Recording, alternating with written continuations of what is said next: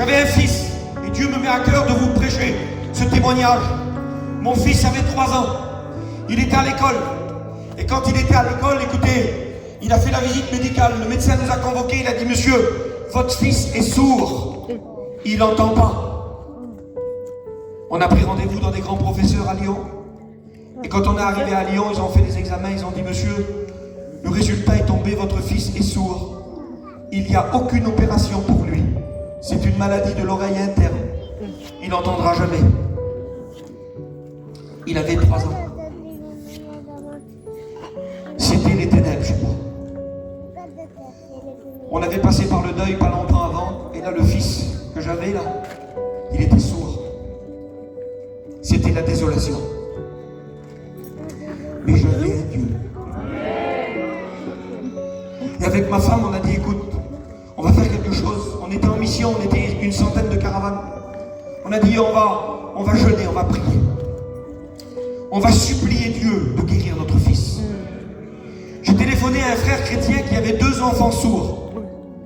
Je lui ai dit, mon frère, on a fait tel et tel examen à mon fils, ils l'ont déclaré sourd. Et le frère, il m'a dit, écoute, il faut que tu acceptes la situation. S'ils ont fait tel et tel examen, c'est irrévocable. Ton fils est sourd comme les miens. Il faut que tu acceptes. Mais moi, j'acceptais pas. Je disais, non, j'ai un Dieu qui est au-dessus de tout ça. Et pendant 4 jours, on a jeûné avec ma femme sans le dire à personne. On était 100 caravanes, personne l'a su. On a jeûné tous les jours, pendant 4 jours. On mettait le réveil la nuit, à 2 h du matin. On se réveillait, on se mettait à genoux devant le lit de mon fils. On disait, Seigneur, s'il te plaît, fais-nous grâce. Et puis le 4e jour est arrivé, il fallait aller chez le médecin. Ma femme était en train de préparer mon fils et de l'habiller pour aller chez le docteur. Il y avait une pression dans ma caravane. Il y avait une angoisse, il y avait quelque chose de lourd sur nous. Et puis j'ai regardé ma femme, j'ai dit, Fidji, il y a 4 jours qu'on parle à Dieu. Il serait bon ce matin que Dieu nous réponde. Et elle a dit oui, il serait bon que Dieu nous réponde. Alors j'ai dit, arrête de préparer le petit. On va s'asseoir, on va ouvrir la parole de Dieu et Dieu va nous répondre. Et puis on s'est assis. On a ouvert la parole de Dieu comme ça, à hasard. Mais le hasard n'existe pas. C'est la volonté de Dieu.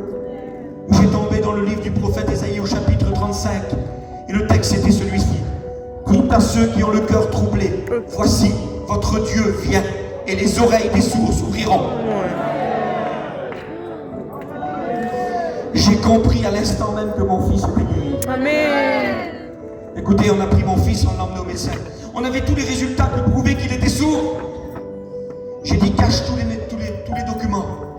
On va laisser les grands professeurs examiner notre fils. Et les grands professeurs ont examiné mon fils. Et quand l'examen s'est terminé, il a dit, pourquoi vous avez emmené votre fils? Il entend à 100%. Dieu est au-dessus.